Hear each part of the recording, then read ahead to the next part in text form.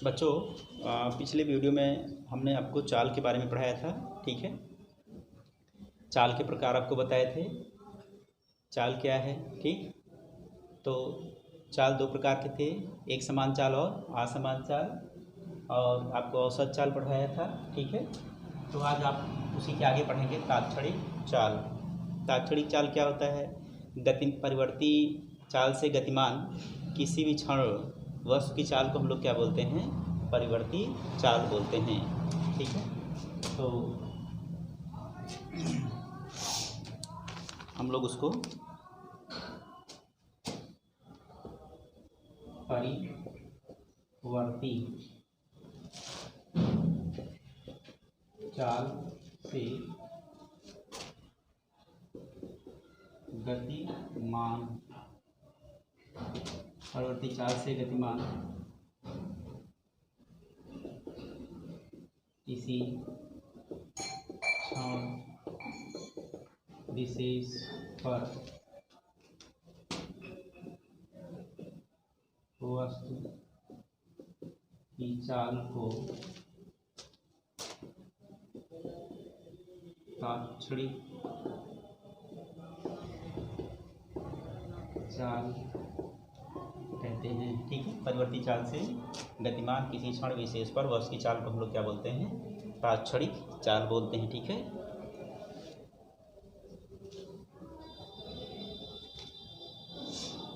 अब यदि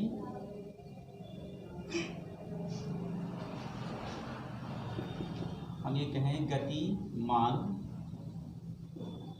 वस्तु की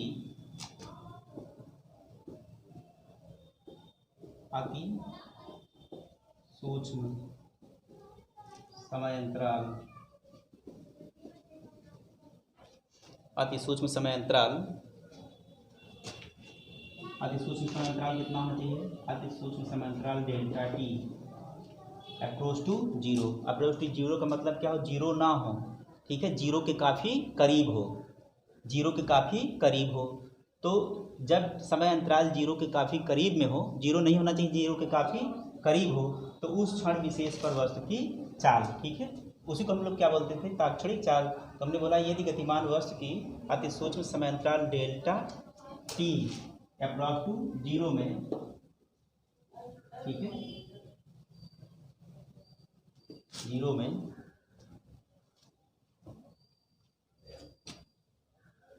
डेल्टा एस दूरी तय करता है, तो यदि गतिमान वस्तु अति सूक्ष्म समय अंतराल डेल्टा टी में डेल्टा एस दूरी तय करता है तो तात्क्षणिक चाल। ठीक है, तो तात्क्षणिक चाल कैसे लिखा जाएगा उसको? वो तात्क्षणिक चाल हमारा क्या होगा?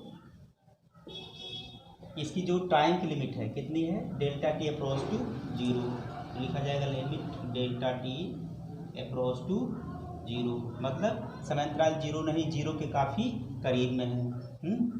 ठीक, delta S upon delta T, delta S upon delta T limit क्या होगा टाइम इंटरवल की? Approach to zero. ठीक है, इस तरह से जब लिखा जाएगा तो उसी को क्या बोलेंगे हम लोग? तात्क्षणिक चाल बोलेंगे। और इसको हम लोग इस तरह से भी लिख सकते हैं, d s upon d t, d s upon d t. तात्क्षणिक चाल को जो है इस तरह से लिख सकते हैं आप, delta S upon delta T limit delta T approach to zero. समय अंतराल की लिमिट क्या है? अप्रोच टू जीरो है, तो उस कंडीशन में इसको लिखा जा सकता है D s upon d T. ठीक है, आप कह सकते हैं जहाँ D s upon d t, d s upon d T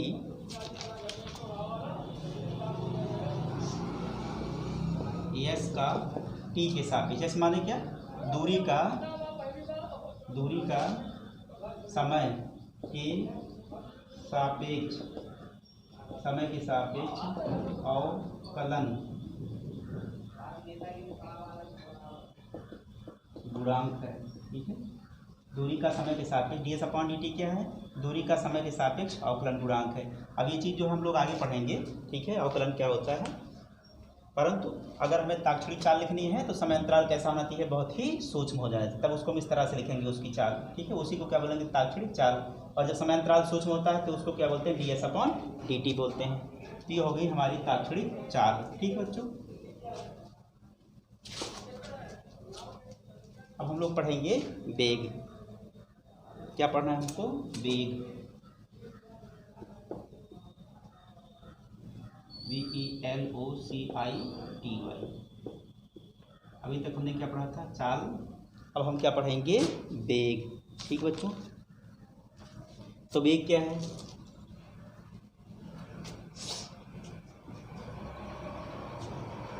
वेग किसी गतिमान कण का किसी समय अंतराल में तय किया गया विस्थापन होता है। ठीक है, जैसे आपने बोला था कि एकांक समय अंतराल में चली गई दूरी, तो वहाँ पे चाल बोला गया था। तो आप क्या बोलेंगे कि गतिमान कण का किसी समय अंतराल में तय किया गया जो विस्थापन होता है, उसी को हम लोग क्या बोलते हैं? उसका वेग बोलते हैं। ठीक है, तो अब ये कैसे हैं, कह सकते हैं परिभाषा में, किसी गतिमान कण की समय के गतिमान कण की समय के सापेक्ष, गतिमान कण की समय के सापेक्ष, या ऐसे कह लें समय के साथ लेते हैं। किसी गतिमान कण की समय के साथ विस्थापन, समय के साथ विस्थापन में परिवर्तन की दर को वेग कहते हैं। वेग कहते हैं। तो वेग क्या होता है? किसी गतिमान कण की समय के साथ विस्थापन में परिवर्तन की दर को। ठीक है, उसे क्या कहते हैं? वेग कहते हैं। तो वेग बराबर लिखा जाएगा यहाँ पर विस्थापन, क्या लिखा जाएगा? विस्थापन बटे समयांतराल। ठीक है, अगर विस्थापन को आप डेल्टा एस से लिखें, समयांतराल को डेल्टा टी से लिखें, तो delta S upon delta T. Delta S upon delta T क्या होता है? वेग होता है।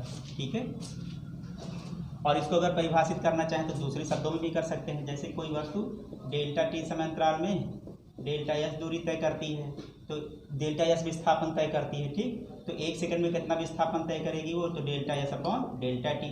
तो हम ये कह सकते हैं कि एक सेकंड में या एकांक समय में बस द्वारा तय किए गए विस्थापन को क्या बोलते हैं? वेग। ऐसे भी परिभाषित कर सकते हैं।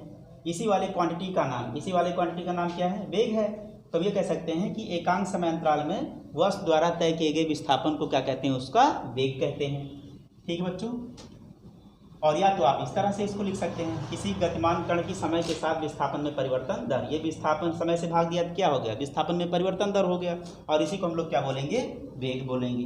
ठीक है, तो अब वेग जो होती है वो एक सदिश राशि है। क्या है? वेग सदिश राशि है। ठीक है, क्या है? वेग के पास में क्या होती है? दिशा होती है। ठीक है, लेकिन अभी आपने पढ़ा कि चाल में दिशा नहीं होती है। चाल के पास केवल क्या होता है? परिमाण। लेकिन वेग के पास क्या होती है? दिशा होती है। ठीक, हमको पता है एकांक समय में तय किया गया विस्थापन क्या होता है? वेग होता है। और विस्थापन कैसी राशि है? सदिश राशि है। अगर विस्थापन सदिश राशि है तो एकांक समय में तय किया गया विस्थापन वेग ही है, तो विस्थापन सदिश राशि होगा तो क्या होगा? वेग। वो विस्थापन सदिश राशि है तो वेग भी क्या होगा? सदिश राशि होगी। ठीक है, वस्तु का विस्थापन जिधर होगा वेग भी उधर ही होगा, वेग की दिशा भी उधर ही होगी। ठीक है, क्योंकि एकांक समय में तय किया गया विस्थापन वेग है, तो वस्तु का विस्थापन जिधर होगा, अगर वस्तु का विस्थापन यहाँ से यहाँ हो रहा है तो वस्तु के वेग की दिशा भी वही होगी जो वस्तु के विस्थापन की दिशा है। ठीक है, इस नाते जो है वेग क्या है? सदिश राशि है, परंतु चाल क्या है? अदिश राशि है। ठीक है, जैसे एक वस्तु जो है दिया गया उसकी स्पीड 50 किलोमीटर प्रति घंटा और दूसरी वस्तु की स्पीड दी गई जो है 100 किलोमीटर प्रति घंटा, तो ये केवल उसकी तीव्रता बता रहा है, ये नहीं बता रहा है कि वो किस दिशा में जा रही है। ठीक है, तो जब वस्तु गतिमान होता है या गतिमान होता है वो किसी न किसी दिशा में विस्थापित होता है, तो उसके पास में क्या होता है? दिशा भी होता है। तो इस नाते कह सकते हैं वेग क्या है? एक सदिश राशि है, उसमें दिशा होती है। ठीक है,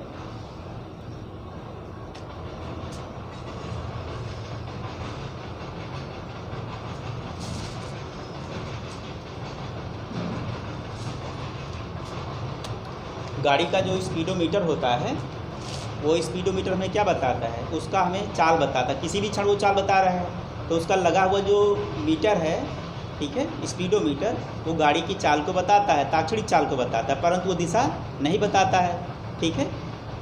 तो इस नाते जो हमारा चाल था क्या, वो अदिश राशि है। परंतु वेग, जब वस्तु विस्थापित होगा तो किसी ना किसी दिशा में, इस नाते वस्तु में क्या होगा, वेग में क्या होगा, दिशा भी होगा। अब हम लोग देख लेते हैं कि वेग और वेग जो है कितने प्रकार का होता है। तो हमने जैसे आपने देखा चाल 2 प्रकार का होता है, वैसे ही वेग भी 2 प्रकार का होता है, ठीक है। असमान चाल पढ़ा और आपने एक समान चाल पढ़ा, ठीक है, एक समान चाल और असमान चाल। इसी तरह से वेग भी 2 प्रकार का होगा, ठीक है, वेग भी 2 प्रकार का होगा। वेग के प्रकार की बात करें तो एक वेग कौन सा होगा, एक वेग होगा एक समान वेग, और दूसरा क्या होगा, असमान वेग होगा, ठीक है। तो वेग भी 2 प्रकार से होगा, एक समान वेग और असमान वेग। एक समान वेग हम लोग किसे कहेंगे, जब वस्तु समान समय अंतराल में, जब वस्तु द्वारा समान समय अंतराल में समान विस्थापन तय किया जाता है तो उसको हम लोग एक समान वेग कहते हैं। और असमान वेग क्या है, जब समान समय अंतराल में वस्तु का विस्थापन भिन्न भिन्न होता है तो उसे क्या बोलते हैं, असमान वेग बोलते हैं, ठीक है। तो इस तरह से जो है 2 प्रकार का वेग होगा। और औसत भी वेग होता है, औसत वेग, ठीक है। तो औसत वेग कैसे निकाला जाएगा, किसी समय अंतराल में तय किया गया कुल विस्थापन, ठीक है, किसी समय अंतराल में तय किया गया कुल विस्थापन तथा कुल समय अंतराल के अनुपात को क्या बोलते हैं, औसत वेग। तो यहाँ पर क्या होना चाहिए, कुल विस्थापन होना चाहिए, ठीक, और बटे क्या होना चाहिए, कुल समय अंतराल होना चाहिए, ठीक है, कुल समयांतराल। जैसे आपने उस चाल में निकाला था कुल दूरी बटे कुल विस्थापन, तो यहाँ पर क्या होना चाहिए, कुल विस्थापन होना चाहिए और कुल क्या होना चाहिए, समयांतराल। तो इस तरह से हमें क्या निकल जाता है, औसत वेग। औसत वेग की जरूरत पड़ती है जब परिवर्ती वेग से गतिमान होगा कोई वस्तु, ठीक है। तो परिवर्ती वेग से गतिमान वस्तु के लिए हम लोग क्या निकालते हैं, औसत वेग। जैसे एक समान चाल से असमान चाल से गतिमान वस्तु के लिए हमने क्या निकाला था, औसत चाल। उसी तरह से परिवर्ती वेग से गतिमान वस्तु के लिए क्या होगा, औसत वेग होगा, ठीक है। और इस तरह से औसत वेग निकाला जाएगा।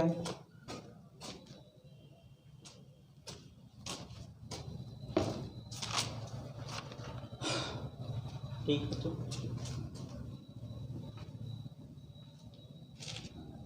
और मात्रक की बात करेंगे तो जो मात्रक जो है चाल का था वही मात्रक क्या रहेगा, वेग का रहेगा। चाल के लिए आपने पढ़ा था दूरी बटे समय अंतराल, और वेग के लिए क्या पढ़ते हैं, वेग के लिए क्या है फार्मूला, विस्थापन बटे समय अंतराल। तो ये भी मीटर में नापा जाएगा और ये सेकंड में, ये भी मीटर में नापा जाएगा और ये सेकंड में। इस नाते दोनों के मात्रक क्या होंगे, सेम होंगे, दोनों के मात्रक सेम होंगे, सेम विमीय सूत्र होगा, ठीक है बच्चों। अब हम लोग को चाल और वेग में अंतर देखना है कि चाल और वेग में क्या अंतर होता है। तो सबसे पहले इधर चाल लिख लेते हैं और यहाँ पर क्या लिख लेते हैं, वेग लिख लेते हैं, और उसके बीच में अंतर देखते हैं क्या है। सबसे पहला ये क्या है, एकांक समय में तय की गई दूरी को, एकांक समय में तय की दूरी को चाल कहते हैं, ठीक है। और इसको क्या बोलेंगे, कह सकते हैं एकांक समय में तय किए गए विस्थापन को वेग कहते हैं, ठीक है। दूसरा आपने देखा कि चाल क्या है, अदिश राशि है, क्या है ये, अदिश राशि है, इसमें दिशा नहीं होती है। लेकिन वेग क्या होता है, सदिश राशि है, सदिश राशि है, ठीक है। ये आपने देखा। चाल क्या होता है, या तो धनात्मक होगा या तो शून्य होगा। अगर बस चल रही है, ठीक है, तो उसका चाल क्या होगा, धनात्मक होगा।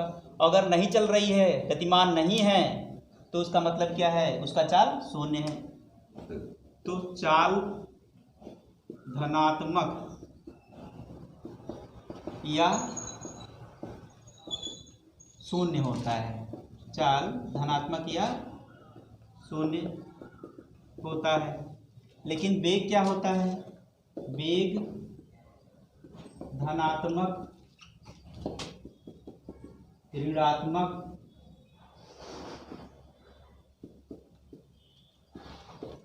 या शून्य हो सकता है। ठीक है, जैसे कि आपने देखा कि विस्थापन धनात्मक ही होगा, विस्थापन ऋणात्मक भी हो सकता है और विस्थापन क्या होता है, शून्य भी होता है। तो अगर विस्थापन धनात्मक, ऋणात्मक या शून्य हो सकता है तो आपने देखा एकांक समय में तय किया गया विस्थापन ही वेग है। तो अगर विस्थापन धनात्मक होगा तो वेग भी धनात्मक होगा। ठीक है, अगर वस्तु इधर विस्थापित होगी तो वेग की भी डायरेक्शन वही होगी।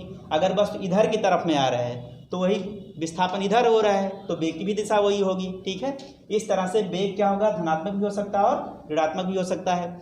अगर वस्तु में विस्थापन नहीं हुआ या वस्तु जहाँ से चला वहीं पर आ गया तो उसकी स्थितियों में अंतर क्या हो गया, शून्य हो गया। अगर उसकी स्थितियों में अंतर शून्य हो गया तो विस्थापन भी शून्य हो गया, और जब विस्थापन शून्य हुआ तो वेग भी शून्य हुआ। इस प्रकार वेग जो है धनात्मक, ऋणात्मक और शून्य हो सकता है। ठीक है, और अगला क्या है, यदि वस्तु की चाल बदलती है, यदि वस्तु की चाल बदलती है, या वस्तु की चाल बदलने पर, ठीक है ऐसा लिख लेते हैं, वस्तु की चाल बदलने पर वेग बदल जाता है। ठीक है, और अगला क्या है, इसमें क्या है अंतर, चौथा, ये तो चाल हो गया और ये वेग हो गया।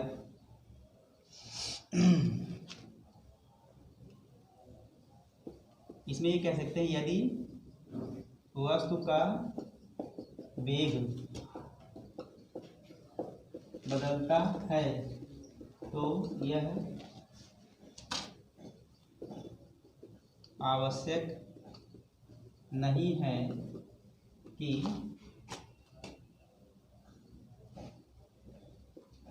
उसकी चाल बदल जाए।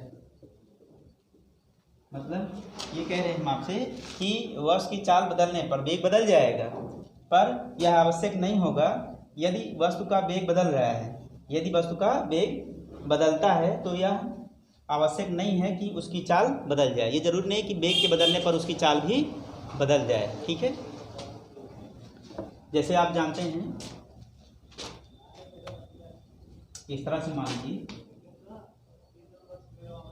कोई पिंड क्या कर रहा है, वृत्तीय गति कर रहा है। ठीक है, जैसे सूर्य के चारों तरफ पृथ्वी की गति होती है, पृथ्वी के चारों तरफ चंद्रमा की गति होती है, और वह क्या करता है, एक निश्चित समय में उस दूरी को पूरा कर लेता है। इसका मतलब क्या है, जब वो वृत्तीय पथ पर चलता है तो उसकी चाल कैसी होती है, निश्चित होती है। ठीक है, उसकी चाल कैसी होती है, निश्चित। जैसे ये सन है और ये क्या है, अर्थ है। ठीक, तो क्या होता है, अर्थ सन के चारों तरफ घूमती है और एक निश्चित समय में, एक वर्ष में पूरा चक्कर कर लेती है।